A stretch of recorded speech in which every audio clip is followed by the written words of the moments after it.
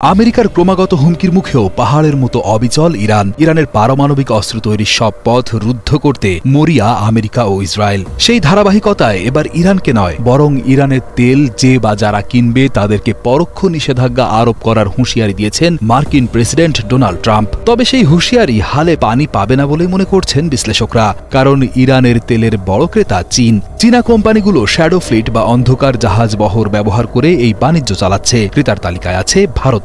Trump বলেছেন যে ব্যক্তি বা দেশ ইরান থেকে তেল বা পেট্রোকেমিক্যাল পণ্য কিনবে তাদের উপর সঙ্গে সঙ্গে যুক্তরাষ্ট্রের সেকেন্ডারি স্যাংশন বা পরোক্ষ নিষেধাজ্ঞা আরোপ করা হবে। ইরান বিশ্বের চতুর্থ বৃহত্তম তেল উৎপাদনকারী দেশ এবং প্রতিদিন প্রায় ৩.৮ মিলিয়ন ব্যারেল তেল তারা উৎপাদন করে। ২০১২ সালে ইরানের তেল রপ্তানির উপর নিষেধাজ্ঞা জারি হলে বিশ্ববাজারে তেলের দাম প্রতি ব্যারেল $১২৮ ছাড়িয়েছিল। বৃহস্পতিবার ট্রুথ সোশ্যালে দেওয়া এক বার্তায় ট্রাম্প লেখেন, তারা যুক্তরাষ্ট্রের সঙ্গে কোনোভাবেই ব্যবসা করতে পারবে না, না কোনোভাবে না কোনো রূপে। ট্রাম্পের এই মন্তব্য এমন সময় এসেছে যখন ইরানের পরমাণু কর্মসূচি নিয়ে রোমে অনুষ্ঠিতব্য যুক্তরাষ্ট্র ইরান বৈঠক স্থগিত হয়েছে। এক জ্যেষ্ঠ ইরানি কর্মকর্তা সংবাদ মাধ্যমকে জানিয়েছেন, যুক্তরাষ্ট্রের আচরণের উপর নির্ভর করে বৈঠকের নতুন তারিখ নির্ধারণ করা হবে। যুক্তরাষ্ট্র দীর্ঘদিন ধরে ইরানের পরমাণু কর্মসূচি বন্ধ করতে চায়। ২০১৮ সালে ট্রাম্প প্রশাসন ইরানের ওপর থেকে পরমাণু চুক্তি থেকে সরে আসে এবং নতুন করে নিষেধাজ্ঞা আরোপ করে।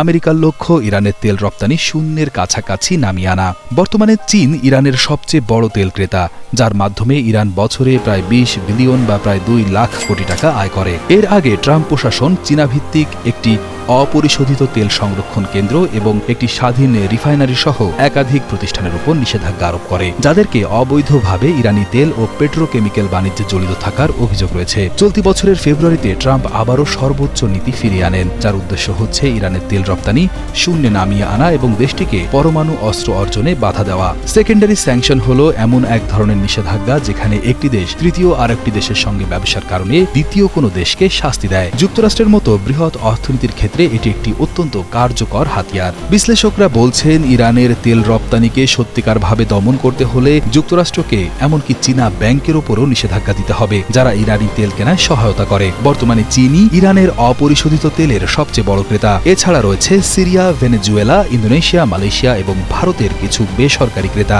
এই নিষেধাজ্ঞার প্রভাব বিশ্বব্যাপী তেলের বাজারে উত্তাপ বাড়াতে পারে, বিশেষ করে চীন ও ভারতের মতো বড় ক্রেতাদের জন্য।